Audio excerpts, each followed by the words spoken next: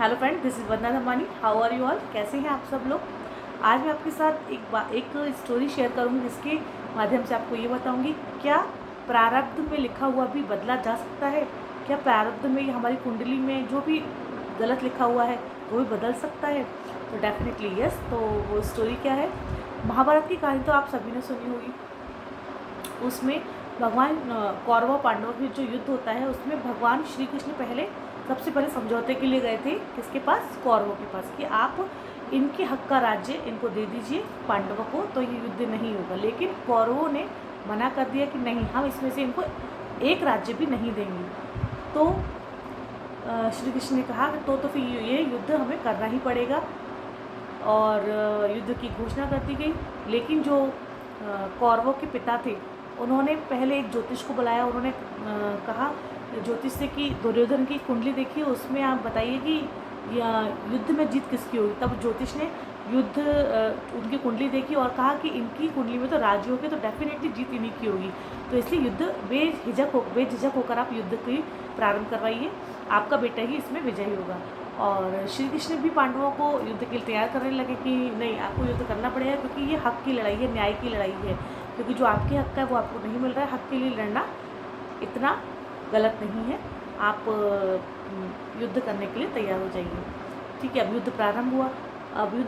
तो युद्ध में क्या होता गया कि कौरवों की हार होती गई।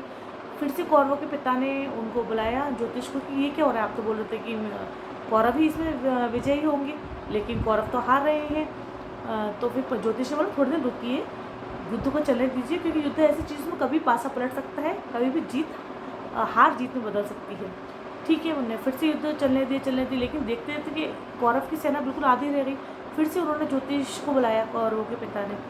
तो फिर उन्होंने कहा कि इनकी कुंडली देखी फिर से कुंडली देखी, तो उसमें कहा कि कुछ ना कुछ तो ऐसा है जो इसके जो ग्रह नक्षत्र हैं दुर्योधन की, उनको दबा रहा है, उन पर भारी पड़ रहा है। तो वहाँ कोई ना कोई तो ऐसा युद्ध स्थल में है जो इन सब चीज़ों को चेंज कर रहा है। तो फिर उन्होंने पूछा कौन है ऐसा कौन है युद्ध स्थल? उन्होंने कहा पांडव है। और उनके साथ कौन है? उन्होंने कहा भगवान श्री कृष्ण उनके साथ है। तो बस वो समझ गए ज्योतिष की जब भगवान का साथ उनके साथ है तो फिर उन्हें कोई भी नहीं हरा सकता है।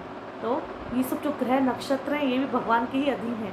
यदि आप सही कर्म कर रहे हैं, लाइफ में अपनी सही मार्ग पर चल रहे हैं, किसी के हक का नहीं ले रहे हैं, जो जिसके हक का है उसको ही दे रहे हैं, किसी के दूसरे हक का नहीं छीन रहे हैं, और सही जीवन में हमेशा सत्य के मार्ग पर चल रहे हैं, तो डेफिनेटली जीत आपकी ही होगी।